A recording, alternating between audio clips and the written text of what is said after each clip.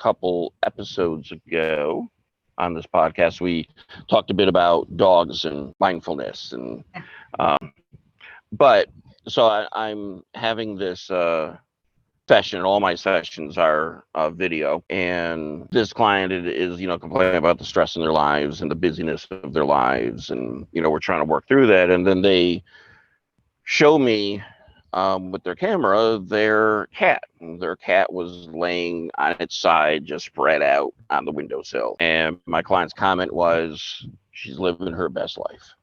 Yeah.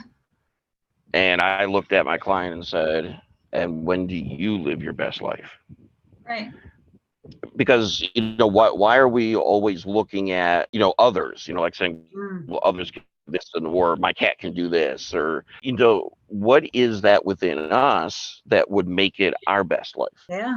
And start thinking about that for yourself. And it doesn't have to be huge. Some people might say, well, I can't go on vacation, lay on a beach for a week or whatever. I'm not saying that. In your everyday life, what can you do, even briefly, that can allow you to say, yeah, I'm living my best life? Yesterday I had a lot of meetings. I was rushing in between things, and I found that I had 20 minutes in between these two meetings. So getting things ready for the meeting, I still had about 10 minutes. I set an alarm for 10 minutes and just closed my eyes. Nice. And I figure what was going to happen is going to happen. I fall asleep, don't fall asleep, whatever. There was no expectation to this. Yeah. Just, I'm ready for the meeting. I have 10 minutes. I'm going to sit here and just close my eyes. Right. So I think we all, regardless of our lives, can find that 5 minutes, 10 minutes, whatever it may be, that what can you do, which is part of you living your best life. Yeah. Yeah, because that should be taking care of yourself. Even if it's, like you said, if it's 5 minutes, that's taking care of yourself. I might not be able to squeeze out more than 5 minutes of a day, but I'll tell you, that's why I get up earlier than my kids in the morning, so that I can go for a walk. And there's days they go, can I go with you? And I agree. But for the most part, that's my time. Like, that's when I like to go. And, it's funny because my significant other said to me just the other day, he's like, well, I know you like to go do that by yourself. And I'm like, of course I would love for you to come. I'm not going to turn you down. It's still enjoyable if you're there, and at the same time, like, when I know I've got to work and I've got a long, busy day and I've got lots of meetings and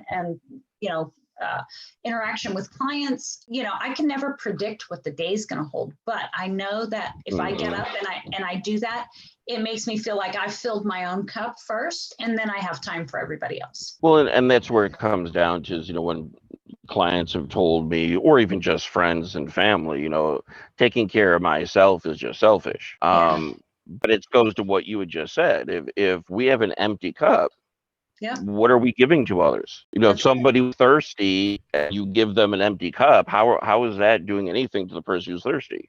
No. So we do have to fill our cup before we can offer that cup to somebody else. Yeah. Well, I mean, what's the saying when you get on the airplane? If the masks drop down, fix your own mask first. You know what I mean? If you can't breathe, you can't help other people breathe. Exactly. And look, that's an old way of thinking. Like, to me, no judgment on anybody who does think that way, but it is an old way of thinking that we're selfish if we think of ourselves. That's a me mentality, right? And for me to be a we mentality, I know that I have to care for myself first, or else I won't be able to care for anybody else. And just like anything else, there's moderation, and I look at it as, motivation, so sure, there could be somebody who, wants to spend all day in meditation and say, well, nobody can bother me all day because that's my time, because I have to, but is that too much? Yeah. And again, it's individual. I'm not saying it is or isn't, but we have to look at that and say, is that, too much? Where now there is some selfishness going on. Yeah, balance. Or what is the motivation for taking care of yourself? Right. Yeah. Well, they say, I took this transformational class. And they say that the ego does things for 4 reasons, right? To make you look good, keep you comfortable and safe, make you, oh gosh, now I forgot. Jeez, Chris, stop doing that to me. Keep you looking good, keep you safe, and keep you in control and make you be right. Thank you. And, like, think about it. If those are your motivations, then you're probably not coming from the right place, or Yep. the place where you're going to live your best life. How about that? It's not going to give you the inner peace you're looking for. No, it's not. It's definitely not. But, Yeah. So what about a listener So shout? well, that's what I was just thinking. See, our energies just sync there. We were both going in the same direction. What do you got? You got something? I might.